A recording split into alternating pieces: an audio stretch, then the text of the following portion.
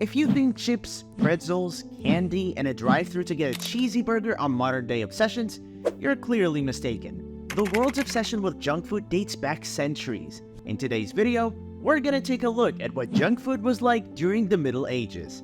Number 10. Origin of the hamburgers and drive-thrus. It all began in London. Today, London might have Big Ben and Buckingham Palace, but in the Middle Ages, it's safe to say that medieval Londoners weren't exactly dining like royalty. It was, however, still a commercial center for businesses and trade. Besides, Europe did not begin to flourish at that time. The majority of the population was poor.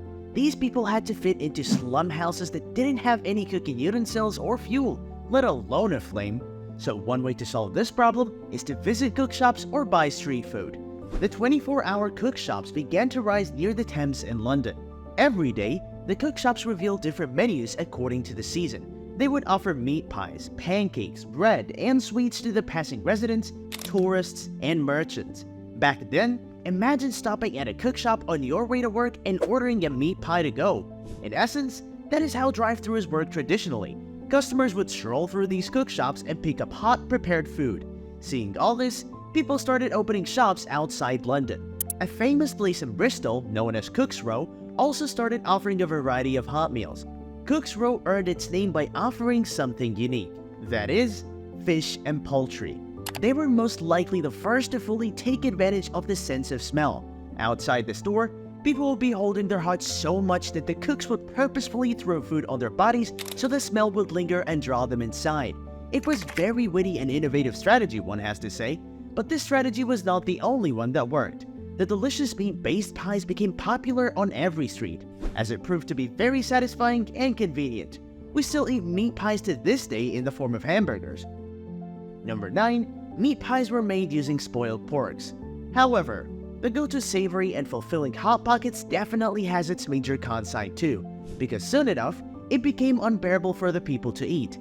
The reason? Spoiled meat. People started using rotten ingredients, including meat.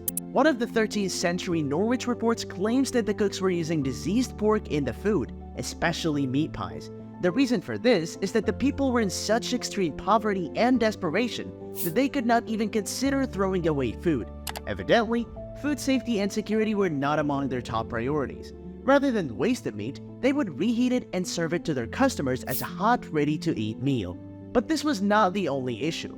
Undercooked meat also played a major role in the business. Putting all of these concerns together, the cooks quickly gained a poor reputation in the market. A famous phrase at that time was, "You can't trust a cook with yesterday's meat," indeed. Number 8. Honey was widely used instead of sugar. During the Middle Ages, honey was readily available in all of Europe, and not only was it available, it turns out it was more affordable for everyone. On the other hand, sugar was found to be more expensive and scarce. Because of this, only rich and elite people were able to buy sugar. For most people, they preferred using honey as a natural sweetener for the desserts or even regular dishes. The most common fruitier recipe from England was maize-stuffed fried dough with gingered almonds and honey on the top.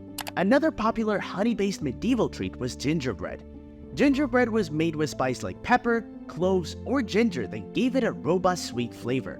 But this combination was not only for the taste or flavor. This also served medicinal purposes. These ingredients were believed to have many health benefits. Some people might say that eating gingerbread is just what the doctor ordered, literally. Number 7. Bread as a staple food for everything. Next, the food item on our list is bread. Bread, one of the highest sources of carbs and protein, is still commonly used and appreciated today, so it's no surprise that it was popular back then. During European medieval times, 41% of the urban population did not have their own grain. As a result, they had to go buy bread from the bakers all the time. But they usually don't go empty-handed to buy bread. Instead, they will bring meat with themselves and give it to the bakers to wrap bread around it, so they can quickly eat meat pies without preparing it. It was not only quick and easy for the customers, but it became much easier for the bakers too. Perhaps the concept became popular a little too quickly. In the 13th century, the City of London passed laws prohibiting bakers from charging more than a penny to customers who brought their own meat. It's like getting a discount for bringing your own cup to a coffee shop today. Who knew saving money could be so medieval? Number 6. Bread bowls and most famous ravioli. It's certainly very fascinating how people would find interesting ways to satisfy their junk food cravings. There are more uses for bread during meals. Certainly, the most novel idea is to use bread as a bowl for serving soup and stew, which was popularly known as bread bowl. Europeans like to call them trenchers. It's probably one of the cheaper and accessible ways to stuff your meal and fill your stomach. Then, we have the well-known ravioli, Italian ravioli.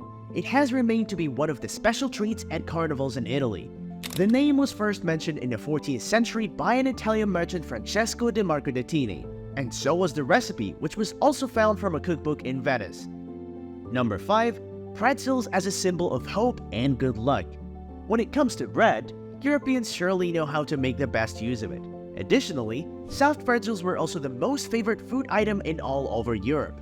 First, it was primarily very easy to prepare as it requires only 3 ingredients, which is water, some good amount of flour, and salt.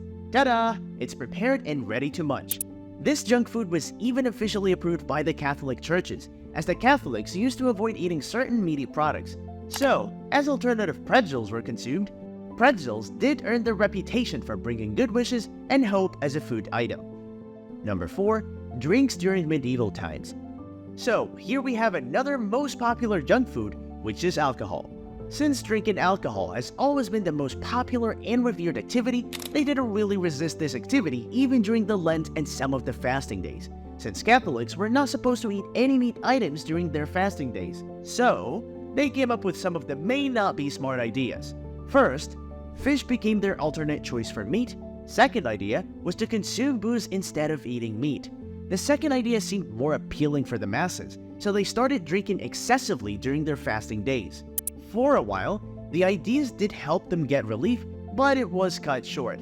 A Benedictine monk named Robert Ripon had pretty harsh words for anyone wallowing in mourning. He famously quipped, "If you're going to be soaked during Lent, at least let it be with holy water." It seems even monks had a sense of humor back in the day. Number 3. Fritters were used as candy treats. Did you know that sugar was once very expensive during the Middle Ages? We might not take sugar seriously today, but in the medieval times, it was very hard to come by.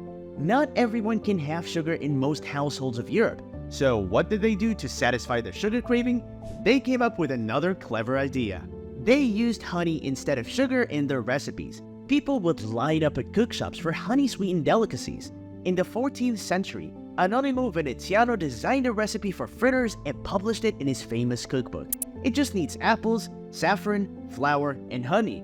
Another recipe was just fried dough stuffed with ginger almonds and topped with a delicious beet juice.